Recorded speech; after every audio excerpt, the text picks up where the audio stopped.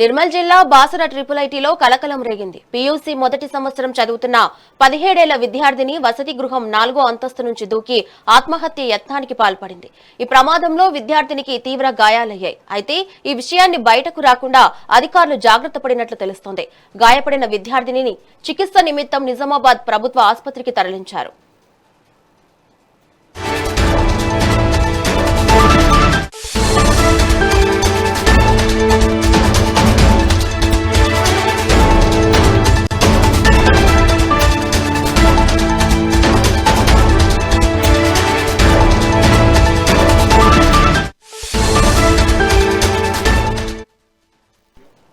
నిర్మల్ జిల్లా బాసర ట్రిపుల్ ఐటీలో కలకలం రేగింది. పీయూసీ మొదటి సంవత్సరం చదువుతున్న 17 ఏళ్ల విద్యార్థిని వసతి గృహం 4వ అంతస్తు నుంచి దూకి ఆత్మహత్య యత్నానికి పాల్పడింది. ఈ ప్రమాదంలో విద్యార్థినికి తీవ్ర గాయాలయ్యాయి. అయితే ఈ విషయాన్ని బయటకు రాకుండా అధికారులు జాగ్రత్త పడినట్లు తెలుస్తోంది.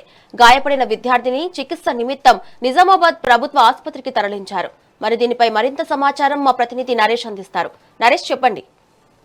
Thank you Shravani. ఇటు నిర్మల్ జిల్లా బాసర ట్రిపుల్ ఐటీలో మరోసారి ఆత్మహత్యాయత్నం కలకలం రేగిందని చెప్పొచ్చు. గంగా హాస్టల్ భవనం పైన అంతస్తు నుంచి పియుసి మొదటి సంవత్సరం చదువుతున్నటువంటి విద్యార్థిని తీవ్రంగా గాయపడిన ఘటన ఇక్కడ ఆందోళనకు గురి చేస్తుంది. అయితే సంగారెడ్డి జిల్లా మానూరు మండలానికి చెందినటువంటి 17 ఏళ్ల అస్మితా బేగం అనే విద్యార్థిని అనుమానాస్పద పరిస్థితుల్లో హాస్టల్ భవనం పై నుంచి కింద పడింది. అయితే తొలుత ప్రమాదవశాత్తుగా జారిపడింది అనేటువంటి ప్రచారం జరిగిన తర్వాత ఇది ఆత్మహత్య యత్నమై ఉండొచ్చు అన్నటువంటి అనుమానాలు కూడా వ్యక్తం అవుతున్నాయి. అయితే ఈ ఘటన తర్వాత యాజమాన్యం కూడా వ్యవహరించినటువంటి తీరు ఇప్పుడు ప్రస్తుతం చర్చనీయాంశమైందని చెప్పుకోవచ్చు. అయితే గంగా హాస్టల్ పై అంతస్తు నుంచి కింద పడినటువంటి ఆమె విద్యార్థినికి తలకు, నడుముకు, కాలికి తీవ్ర గాయాలు అయినట్లు కూడా సమాచారం. అయితే ఘటన జరిగినటువంటి వెంటనే ఇటు యూనివర్సిటీ సిబ్బంది ఆమెను ముందుగా స్థానికంగా ఉన్నటువంటి ఆసుపత్రికి తరలించారు. అనంతరం నిజామాబాద్ ప్రభుత్వ ఆసుపత్రికి తరలించారు. అయితే పరిస్థితి విషమంగా ఉండడంతో హైదరాబాద్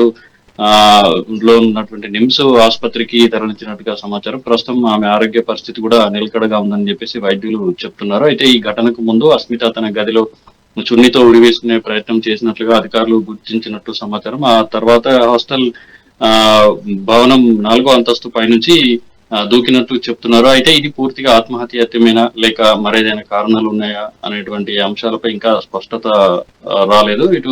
ఇటీవల హాస్టల్ భోజన నాణ్యతపై కూడా విద్యార్థులు ఆందోళన వ్యక్తం చేసినటువంటి ఘటనకు సంబంధించి భోజనంలో బొద్దింకలు రావడం వంటి అంశాలపై కూడా విద్యార్థుల్లో కూడా అసంతృప్తి నెలకొంది. అయితే ఇదే సమయంలో సెల్ ఫోన్ లో ఎవరితో మాట్లాడిన అనంతరం అస్మిత తీవ్ర మానసిక వేదనకు ఒత్తిడికి గురైందన్నటువంటి చెప్తా ఉన్నారు. ఇక్కడ తోటి స్నేహితులు చెప్తున్నారు. అయితే మరోవైపు ఈ ఘటన జరిగిన వెంటనే మీడియా ప్రతినిధులు కూడా కళాశాల ప్రధాన ద్వారం వద్దకు చేరుకోగా యాజమాన్యం కూడా ముందస్తుగా విద్యార్థిని అంబులెన్స్ లో తరలించడం, ఘటన వివరాలను కూడా బయటకు రానియకుండా గోప్యత పాటించడంపై కూడా ప్రస్తుతం అనేక అనుమానాలు కూడా తావిస్తుంది. అయితే ఘటనపై పూర్తి వివరాలు కూడా సేకరిస్తున్నామని, అన్ని కోణాల్లో విచారణ జరుగుతోందని చెప్పేసి అధికారులు కూడా చెప్తున్నారు. అయితే దీనికి సంబంధించి పోలీసులు కూడా కేసు దర్యాప్తు చేస్తున్నట్టుగా సమాచారం. దీనికి సంబంధించి అసలు ఘటనకు గల కారణాలు ఏంటి, దీని ఘటనకు సంబంధించి వివరాలు బయటకు పొక్కకుండా యూనివర్సిటీ అధికారులు కూడా గోప్యత పాటించడం వెనకాల ఏదైనా వేరే కోణం ఉందా అనేటువంటి కోణంలో కూడా పలు కోణంలో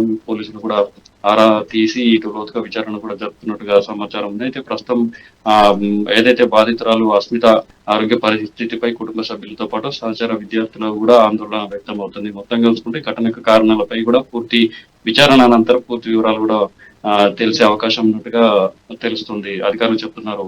శ్రావణి. థాంక్యూ నరేష్.